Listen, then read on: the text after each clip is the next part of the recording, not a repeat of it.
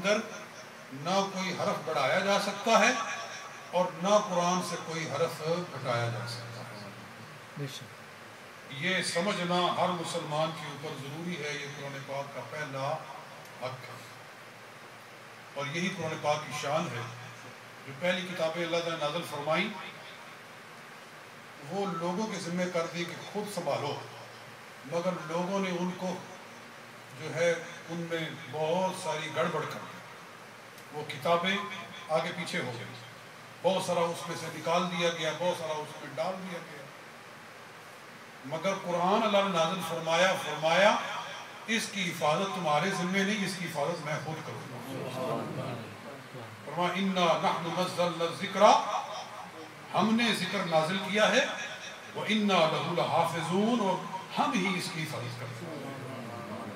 پہلی کتابیں لوگوں کے ذمہ کر دی گئی کہ وہ حفاظت کریں، مگر قرآن کو چونکہ اللہ نے قیامت تک رکھنا تھا، کیونکہ پہلی کتابیں نازل ہی تھوڑی دیر کے لیے ہوئی تھی، کتاب کے بعد کتاب آ جاتی تھی، پہلی کتاب آئی پھر اس میں دوسری کتاب آ گئی، اس لیے ان کی حفاظت اللہ نے اپنے ذمہ نہ لی، لوگوں کے ذمہ رکھی۔ مگر قرآن کو اللہ نے کسی ایک صدی کے لیے نازل نہیں فرمایا، قرآن کو اللہ تعالیٰ نے 2 صدیوں کے لیے نازل نہیں فرمایا، قرآن کو اللہ نے قیامت تک کے لیے نازل فرمایا، اس لیے فرمایا کہ ہم خود اس کی حفاظت کریں۔ لہذا نہ قرآن پاک میں کوئی حرف بڑھ سکتا ہے، نہ قرآن پاک سے کوئی حرف گھٹ سکتا ہے۔ یہ عقیدہ ہر مسلمان کا لازم ہے، یہ قرآن کا پہلا حق ہے۔ دوسرا حق ہے قرآن پاک کو پڑھنا۔ کیا؟ قرآن پاک کو پڑھنا، یہ ہر مسلمان کا حق ہے، اور نہیں تو کم از کم نماز کا تو حصہ ہے ہی۔ نماز میں تو قرآن پڑھا ہی جاتا ہے، اور نماز میں قرآن نہ پڑھا جائے تو نماز ہوتی ہی نہیں ہے۔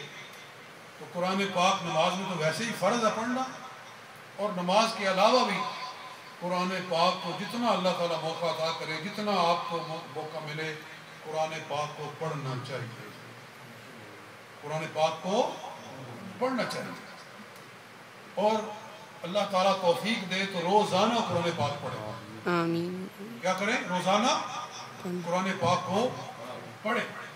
بہت سارے ایسے لوگ ہیں جن کو ہفتے گزر جاتے ہیں انہوں نے قرآن کھول کر نہیں دیکھا، مہینے گزر جاتے ہیں انہوں نے کبھی قرآن کھول کر نہیں دیکھا۔ تو کیا یہ مسلمانی ہے؟ کیا یہ انداز مسلمانی ہے کہ قرآن کو ہفتوں مہینوں کھول کر ہی نہ دیکھا جائے؟ نہیں، ہر روز قرآن پاک کو تھوڑا یا زیادہ پڑھنا چاہیے۔ اور آپ آج یہ اس لیلۃ القدر کی رات میں عہد کریں کہ ہم روزانہ قرآن پاک کو پڑھا کریں۔ زور سے کہیں انشاءاللہ، انشاءاللہ ہم روزانہ قرآن پاک کو کیا کریں گے؟ پڑھا کریں۔ تھوڑا پڑھیں، زیادہ پڑھیں، لیکن قرآن پاک کو پڑھنا چاہیے، ضرور پڑھیں۔ 1 صفحہ ہی پڑھ لیں روزانہ، آدھا صفحہ ہی پڑھ لیں۔ اور چوتھا حق ہے قرآن پاک کو سمجھنا۔ قرآن پاک کو سمجھنا، پڑھنا بھی ثواب ہے، لیکن ہم پڑھتے ہیں مگر سمجھتے نہیں ہیں، تو سمجھنا بھی کوئی مشکل نہیں ہے۔ ہر زبان کے اندر قرآن کی ٹرانسلیشن موجود ہے، اردو میں ہے، انگلش میں ہے، فرنچ میں ہے، ڈچ میں ہے، کون سی زبان کا نام لیا گیا؟ اسپینش۔ دنیا پوری کو گھوم لو، آپ کو کوئی زبان ایسی معروف زبان نہیں ملے گی جس کے اندر قرآن پاک کا ترجمہ موجود ہے۔ یہ صحیح ہے کہ نہیں؟ آپ مکہ شریف جاتے ہیں، اللہ تعالیٰ سب کو وہاں لے جائے، مدینہ شریف وہاں جاتے ہیں، وہاں انہوں نے شیلف بنائے ہوئے ہیں، شیلف ہیں ان کے اندر دنیا کی ہر زبان کے اندر ٹرانسلیشن رکھی ہوئی ہے۔ آپ انٹرنیٹ پہ چلے جائیں، نیٹ پہ آپ جس زبان میں قرآن پاک کا ترجمہ حاصل کرنا چاہیں آپ کو مل جائے۔ تو قرآن پاک کو سمجھ چاہیے۔ آپ نے اگر آدھا سپارہ روزانہ پڑھنا ہے، اس کی بجائے آپ 1 رکوع پڑھ لیں، 2 رکوع پڑھ لیں، مگر اس کے ساتھ اس کی ٹرانسلیشن بھی کر سکیں۔ اس کا مطلب بھی پڑھیں تو انشاءاللہ پھر اس کا مزہ ہی کچھ اور ہو جائے گا، اس کا لطف ہی کچھ اور ہو جائے گا، آپ کو پتہ چلے گا کہ ہمارا رب ہم سے کیا کہہ رہا ہے۔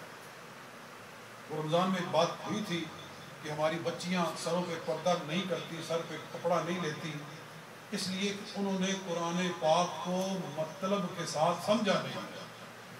حضور نے فرمایا صلی اللہ علیہ وسلم کہ بچیوں کو سورہ نور پڑھاؤ، سورہ نور پڑھاؤ اپنی بچیوں کو، 17واں سپارہ، کہ اس صورت میں اللہ تعالیٰ نے پردے کے احکام بیان فرمائے۔ تو اگر بچیاں اس کو پردے کے احکام کو قرآن میں سے، قرآن کی زبان میں پڑھے گی تو انشاءاللہ اس کا اثر بھی ان کے دل پر ہوگا۔ تو یہ بھی کام کرنا ہے، آپ قرآن پڑھنا ہے اور کوشش کرنی ہے کہ اس کو آپ میننگ کے ساتھ، اس کی ٹرانسلیشن کے ساتھ پڑھیں۔ یہ کام آپ کریں گے؟ قرآن پاک کو ترجمے کے ساتھ پڑھیں گے؟ انشاءاللہ۔